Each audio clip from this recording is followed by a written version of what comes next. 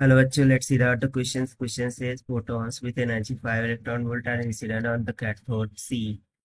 In a photoelectric cell, the maximum energy of emitted photoelectrons is 2 electron volt.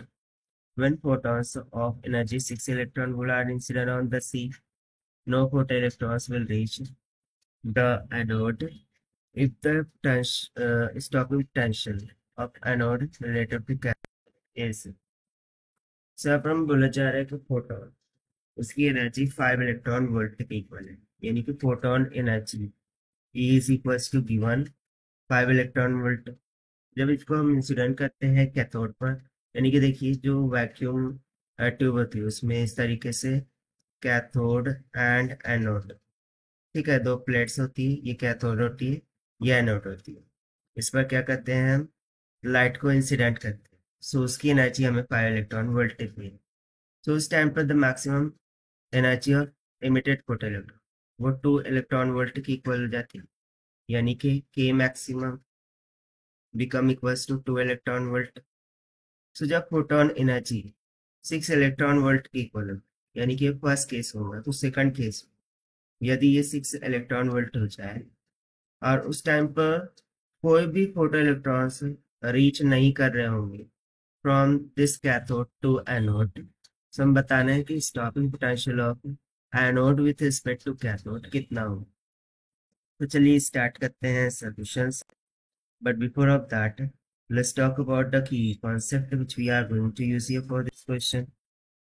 So यहाँ पर हम simply Einstein photo electric equation का use करेंगे, Einstein photo electric effect.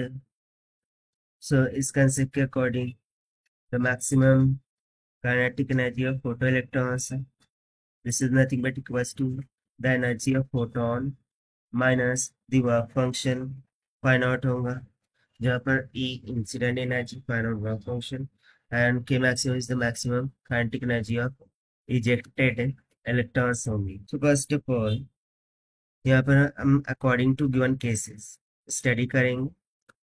तो according to the case first, यदि हम equation apply करें, so we would say that k1 is equals to E1 minus में फाई नॉट है, तो यहाँ से यदि मैं फाई नॉट को इस जानिब लेकर जाऊँ, so we will get E1 is equals to k1 plus में phi naught. So first case में incident energy 5 electron volt, ejected electron की energy 2 electron volt plus the work function phi naught as it is.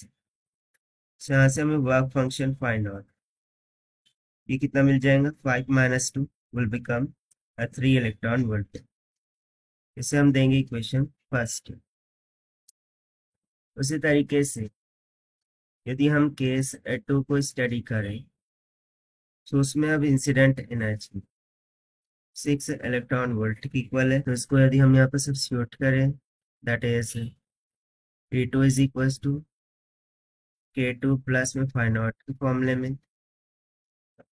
So E2 यहाँ पर क्या हो गया, 6 electron volt is equal to K2 plus में the work function, वो हमें फ्रॉम इक्वेशन 1 पुट करना है, that is 3 electron volt. So ये उधर जाकर क्या कर जाएगा, सब्ट्रैक्ट। सो केस 2 के लिए K2 कितना आ जाएगा, 3 इलेक्ट्रॉन वोल्ट की।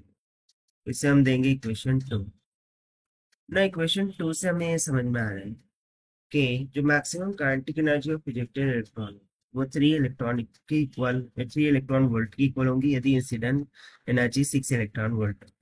बट हमें स्टेटमेंट बोला गया था कि no photo electrons will reach to the anode, यानी कि कोई भी फोटोन कोई भी maximum kinetic energy of electron यहाँ पर नहीं होगी।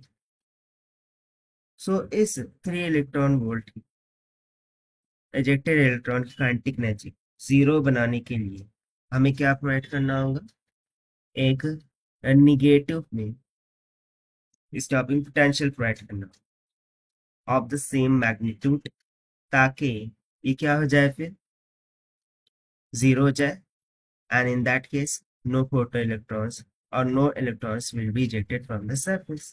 Get it?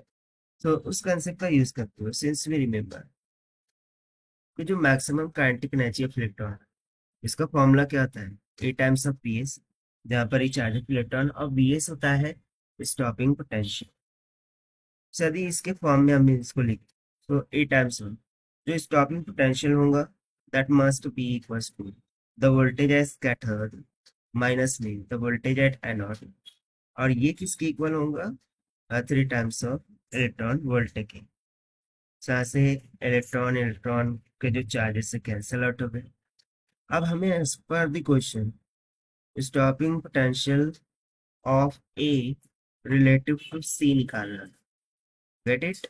तो यहाँ पर हम इसको उल्टा कर देंगे, that is V A minus में V C. So negative sign को कॉमन निकालना होगा और वो निगेटिव साइन को हम उस जानिब लेकर चले जाएंगे। सो हमें यहाँ पर वोल्टेज कितना मिल जाएगा फिर? 3 वोल्ट की, यानी कि इतना निगेटिव 3 वोल्ट हमें as a stopping potential anode with respect to cathode देना हो, ताकि जो काइनेटिक एनर्जी 3 इलेक्ट्रॉन वोल्ट है ये 0 हो जाए and then no electron will be ejected from the surface. So therefore this is going to be the required answer as per the given option. Option B is correct. So this is the required solution. I hope you understand well. Best of luck. Thank you.